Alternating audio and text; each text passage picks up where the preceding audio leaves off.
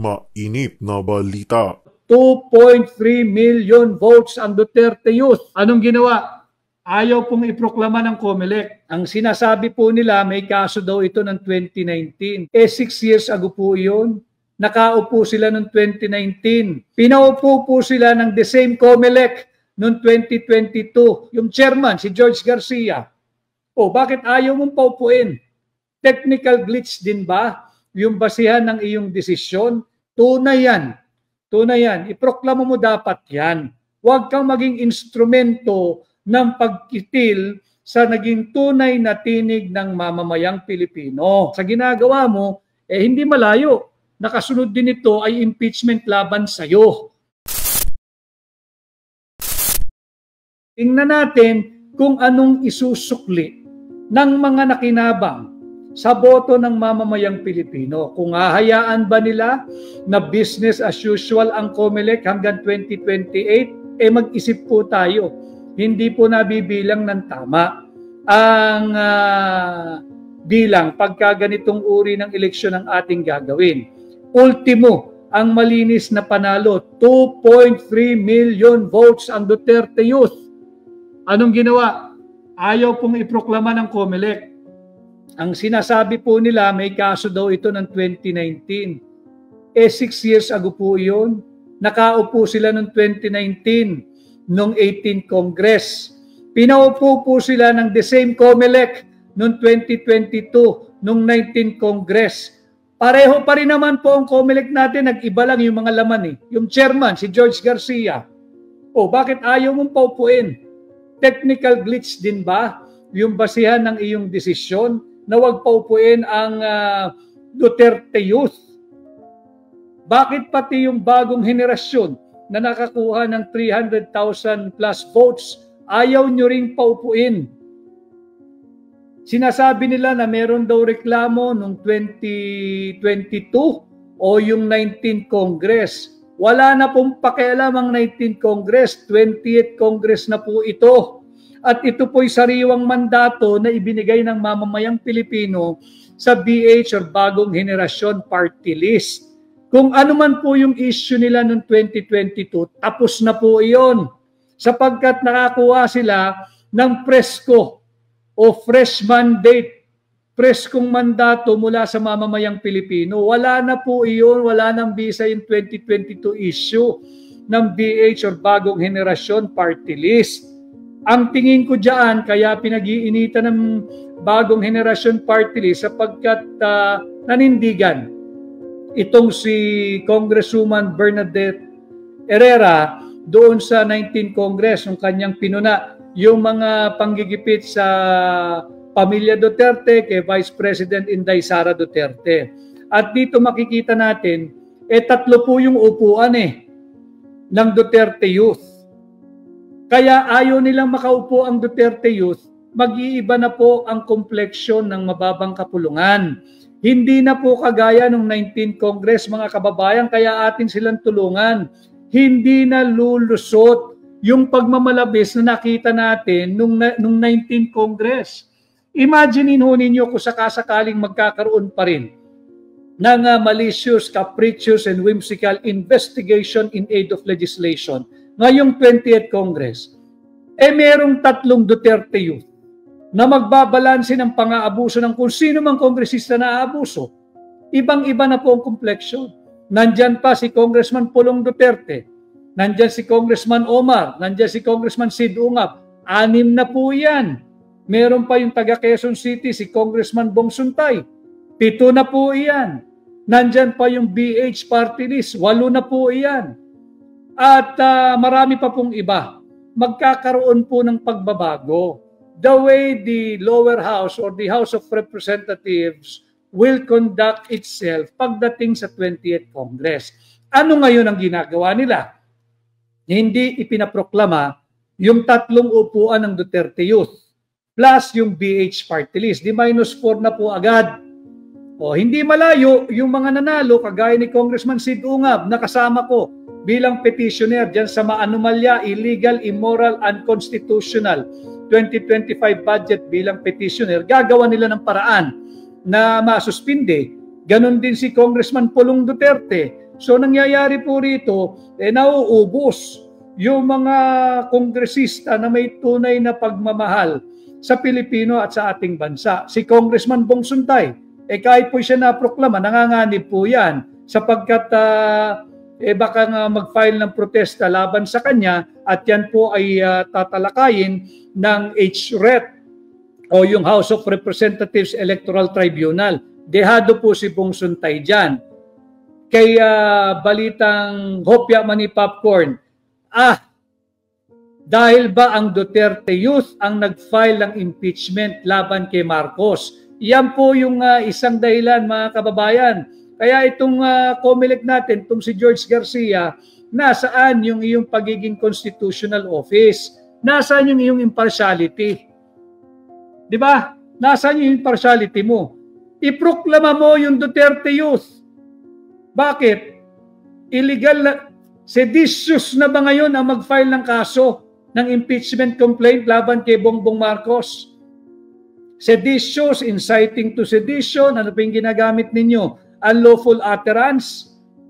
Yan ba ay bahagi pa rin ng patuloy na panggigipit sa mga alyado ni Pangulong Duterte? Iproklama ninyo yung Duterte Youth. Nanalo yan malinis 2.3 million votes. Walang ayuda yan, George. Walang akap yan, George. Walang AIX yan, George. Walang MAIP yan, George. Walang vote buying yan, George. Puro yan. Puro yan, George Garcia. Puro boto niyan. Tunay yan. Tunay yan. Iproklama mo dapat yan. Huwag kang maging instrumento ng pagkitil sa naging tunay na tinig ng mamamayang Pilipino. Iproklama mo yung Duterte Youth. Kailan pang bawal mag-file ng impeachment?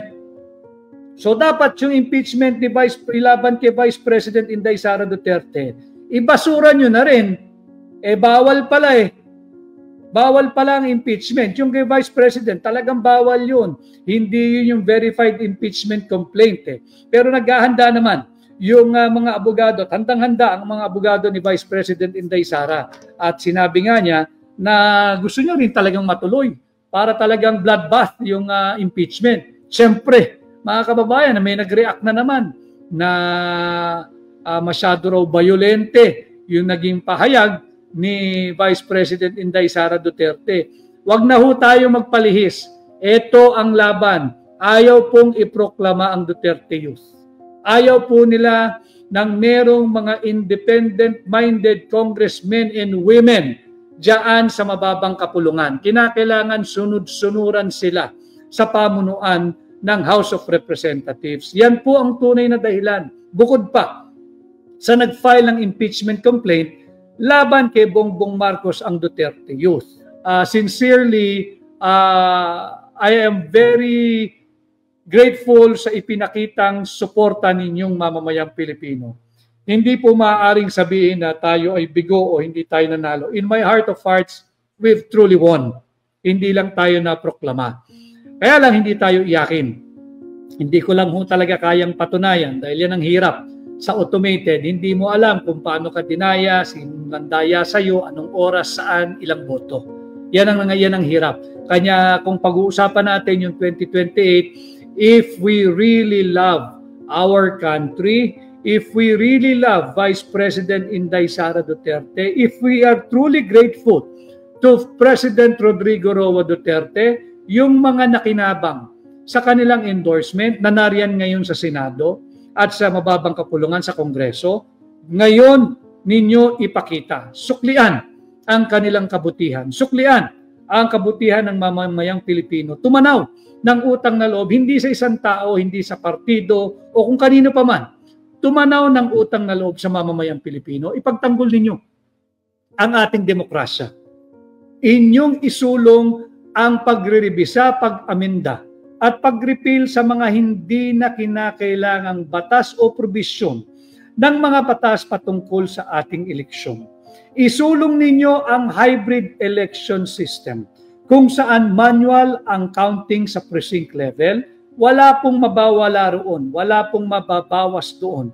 In fact, lalo pang titibay ang ating demokrasya. At ipagpatuloy natin yung automated transmission ng mga resulta from the precinct level all the way to the server ng National Board of Canvassers, ng Commission on Election at Transparency Server. Nang sa ganun, mabawasan din po yung risk na magkakaroon ng violence dahil nga po magkakaroon ng ballot box switching, ballot box snatching, at kung ano-ano pang anomalya sa precinct level papunta doon sa National Board of Canvassers. Importante po kung talagang meron silang pagtanaw ng pasasalamat sa mamamayang Pilipino, dapat silang magsilbing instrumento at elemento upang lalo pang patibayin ang ating demokrasya at tuldukan na ang sistema ng dayaan sa ating proseso ng halalan.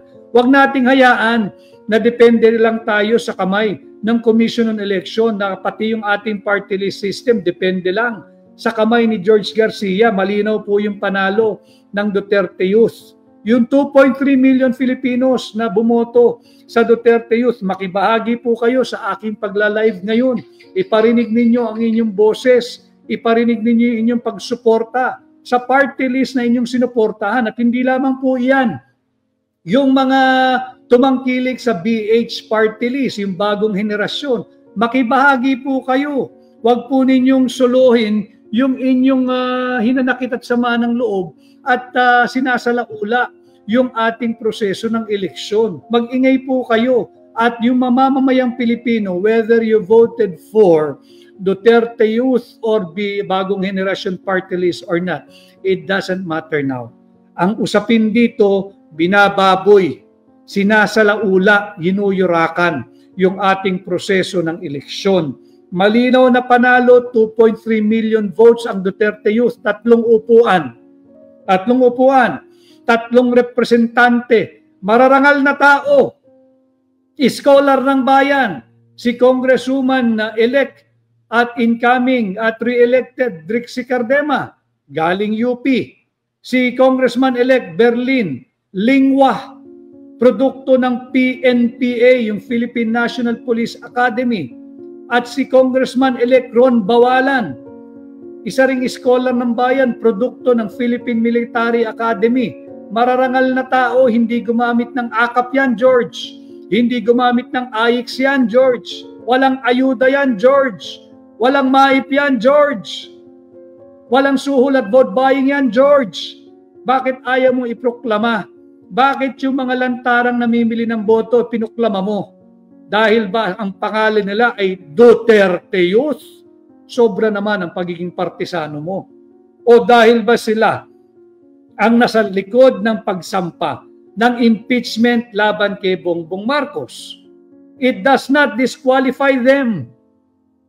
Dahil nung final nila yan, nung 19 Congress pa, ang pinag-uusapan natin dito, 20th Congress, at hindi kasalanan, hindi labag sa batas mag-file ng impeachment laban sa mga impeachable officers. Kasama ka na ron. Kasama ka na ron, George Garcia, at sa ginagawa mo, hindi malayo. Nakasunod din ito ay impeachment laban sa iyo. Kaya dapat kang magtino dahil alam po ninyo, ang pwesto ay may hangganan lang. Sana maging sariwa sa iyo. Magkasama pa tayo noon nung ating pinoproblema itong si Chairman Andy Bautista, yung kanyang mga reklamo sa kanya. O nasaan si Chairman Andy Bautista ngayon? Ganyan ba ang kinabukasang gusto mo? Ganyan ba ang hinaharap na gusto mo pagka ikay wala na sa pwesto? Huwag ka masyadong papasiguro na pagkatapos mo dyan ay mabibigyan ka uli ng isa pang posisyong may tenure. Baka Supreme Court ang nasisipat mo. Baka lang naman. Pero lahat ng bagay ay may hangganan. At yung mga nariyan sa tugatog, sa pedestal, wala tayong magagawa umiikot talaga ang buhay at panahon. Sa ayon sa gusto mo, may termino ka, bababa ka rin dyan. Kaya huwag kang masyadong maging marahas sa paggamit ng iyong kapangyarihan, iproklama mo at hayaan mong umupo ang Duterte Youth. Kung merong gustong magreklamo, nariyaan ang age threat, di questionin yung kanilang qualification. Yung isa nga, ayoko sanang banggitin pero pinag-uusapan na, pangit naman. tinig maisog ang pangalan ng ating programa, ng ating channel, meron tayong iiwasan. Eh yung isa nga dyan, hindi niya alam talaga kung ano pangalan niya eh. Pinaupo mo sa Senado eh. Hindi nga niya alam kung Pilipino siya o Amerikano siya eh. Hindi nga tayo nakakatiyak eh. Pinaupo mo sa Senado eh. Etong mga Pilipino, Pilipino ito, itong Duterte Youth. May graduate ng UP eh. Yung isa PNPA, yung isa PMA. Iyan talaga nakakatiyak tayo, Pilipino. At malinaw naman sa saligang batas na tanging natural-born citizens lang ang pwedeng umupo sa Senado at sa Kongreso. Natural-born itong mga to. Wala ni isang minuto sa kanilang buhay na ipinagkanuno nila o tinalikuran ang kanilang pagiging Pilipino and later on subsequently reacquired their Filipino citizenship. Itong mga to purong Pilipino. Paupuin mo, George Garcia. Mahiya ka naman sa mamamayang Pilipino na nagpapasahod sa iyo bilang chairman ng COMELEC.